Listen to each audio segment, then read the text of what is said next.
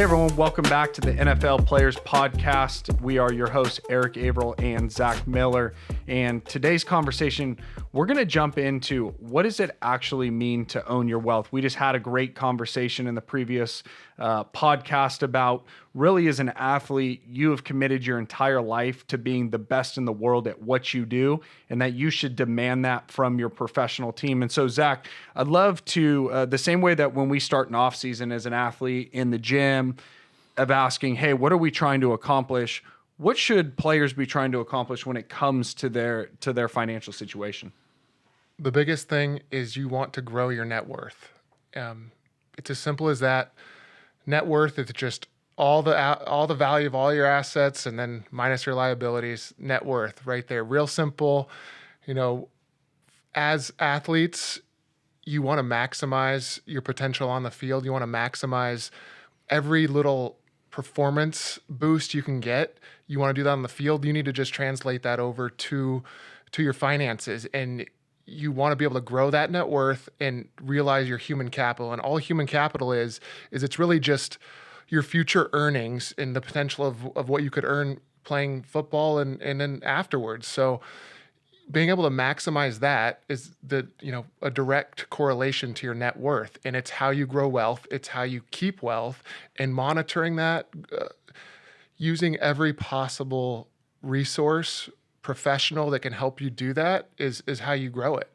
And I think that's actually the thing that separates what I would say people that are trying to achieve being rich versus wealthy people, right? Like wealthy business owners, wealthy individuals, or ones that understand income is not the most important. It's actually net worth. It's about building assets that are sustainable, that are not dependent on you showing up to work every single day. And so it's such a huge opportunity when you're a professional athlete that you have these huge incomes, but can you actually convert it into assets that are going to grow your net worth? And one of the things we always talk about here is we're not optimizing for investment returns. We're optimizing for outcomes and after-tax decisions. Can you shed some light on why maybe the return conversation is missing the mark when it comes to growing your net worth? Yeah, a lot of returns are just quoted, before tax, before fees, and so you're getting a bad stat. It's not good to focus solely on that because it ignores risk. It ignores what you did outside of your portfolio. It's not a good metric. You want to have the best portfolio management, and you want that, of course, but that's just baseline. You should expect that. If you're not getting great portfolio management, you need to first take care of that, and then once you've taken care of that, you can actually learn how to grow your net worth, learn how to reduce your taxes as much as possible, defer income. These are the things that wealthy people do that as soon as you can get wise to it as an athlete, as soon as you get wise to it as a young player, you can really grow your net worth and establish generational wealth. And another aspect of that is that gets so often overlooked is savings rate. Really when you're playing, your investment returns have such a little impact on your net worth. It's your savings rate. And it's something that, I was lucky enough to be able to have a high savings rate. And when you can save at such a high rate and invest, then that money can compound and really set yourself up for later in life. But when you're playing, it's about that savings rate and realizing your human capital. So anything you can do to help you realize your future earnings, whether it's protecting against injury, whether it's taking some of that risk off the table, in getting the deals you deserve, whether that's talking with your agent more about what kind of outcomes you actually want out of your career. And maybe you want to be the highest paid player. Maybe you don't. Maybe you want financial security. Those are things that your agent needs to know because they should be negotiating for that as well. Yeah, and I think clarifying what success means is so important. And we use this contrast a lot around here because as athletes we get it, like the amateur versus the pro. The amateur is talks about the deals that they're doing, the investment returns. They talk about how much money they make from an income standpoint. The professionals, I saw this post the other day. It was a picture of Warren Buffett in just like a T-shirt, and then there was a picture of a guy in the jet, and it was wealthy people act like they're broke, and broke people act like they're wealthy. And of course, that doesn't hold completely true, but it's optimizing for that net worth of saying, I'm a wealth strategist.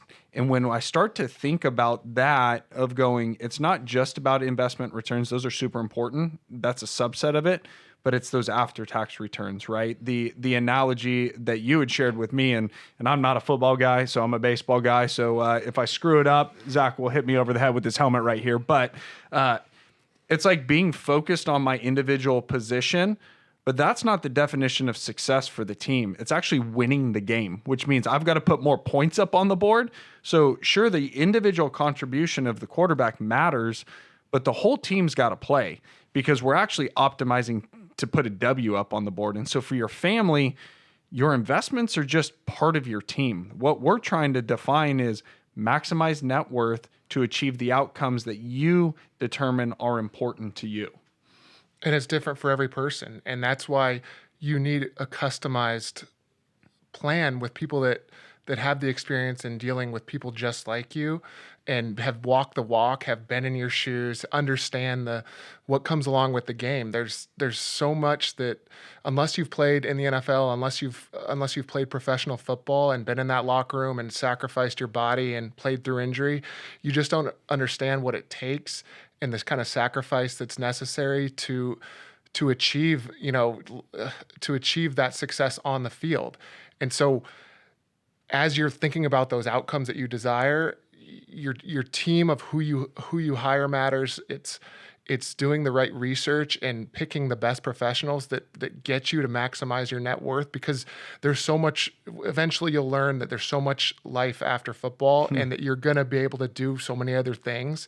What I don't want to have happen and what happens too often is the stat of players having financial insecurity or filing for bankruptcy. And so my goal is to change that stat to where it's to zero, that there's no more of that going on. And you do that by taking care of your wealth, by taking ownership and making sound financial decisions, raising your financial IQ and controlling what you can control. There's certain things you can't control, like market returns.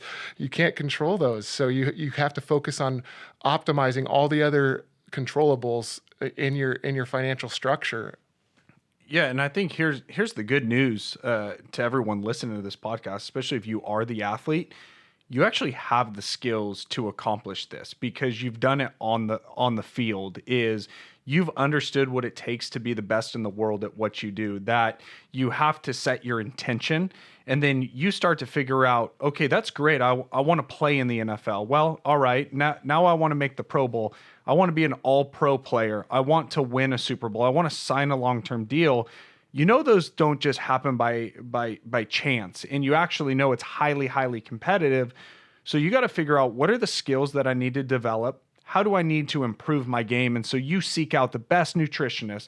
You seek out the best strength and conditioning coach. You go see Will Sullivan in Phoenix if you're a DB trying to figure out how to have that extra step. Is you've done this your whole life, trying to optimize your performance on the field. And really that goal is to not only accomplish those accolades, but as a byproduct, you're going to get paid.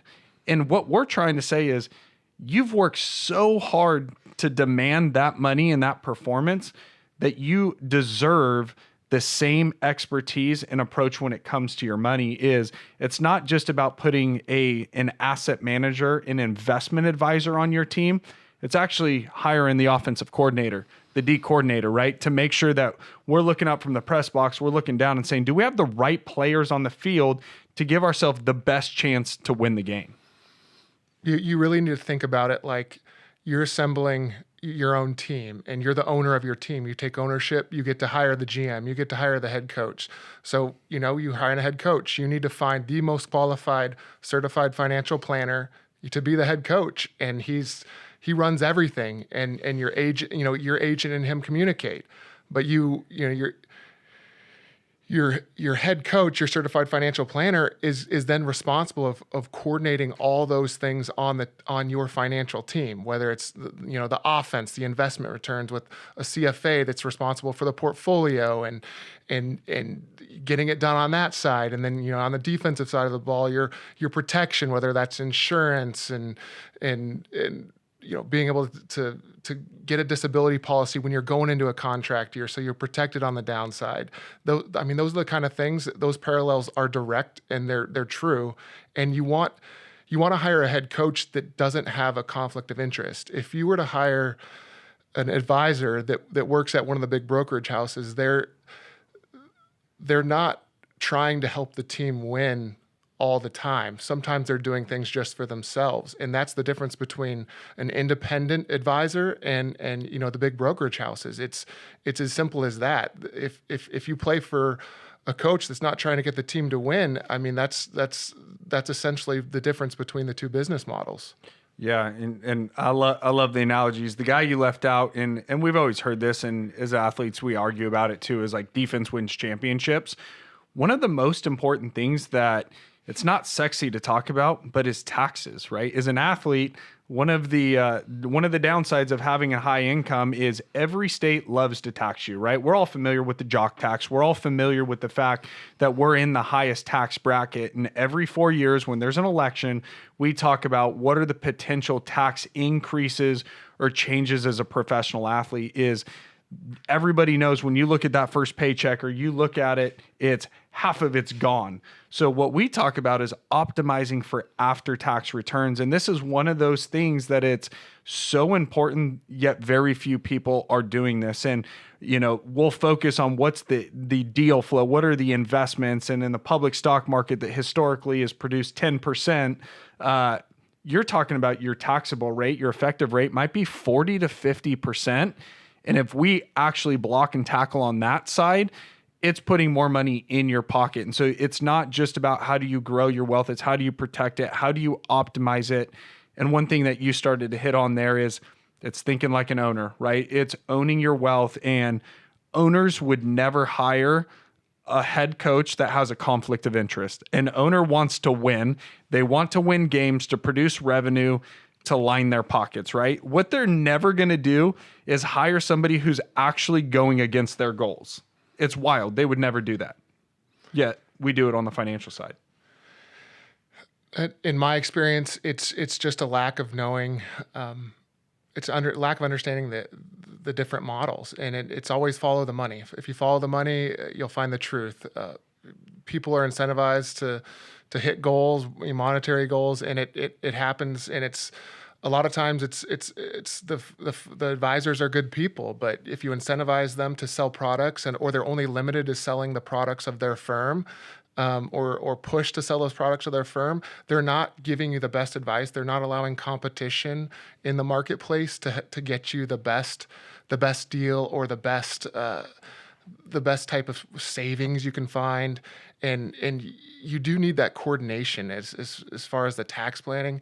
You need to have that coordinated throughout your whole strategy, because you can really cause a lot of unnecessary taxes. And I was guilty of this, of not having my CPA coordinate at all with my investments. And I just paid unnecessary taxes. And I was about at the 50% rate in California when I played there. So, federal plus state, it's significant amount of your income. And, every NFL guy goes through this when they first open that first paycheck. You see how much is taken out and you ask where the rest of it is. And, I'll get into some more funny stories I've heard on that one, and myself included. I knew the taxes were coming out, but it's always crazy to see at first. So the more you can keep, and it's after tax return. The more you can keep of your income, the better off you're going to be. It's as simple as that. And so having a strong tax team is instrumental, and it adds so much value that you need that on your team, and that really should be coordinated with the rest of your advisors. Yeah, I love it. One of my favorite stories, one of our clients, I swear this is a true story. This was probably 8, 9, 10 years ago. He called me and he goes, "Who is FICA?"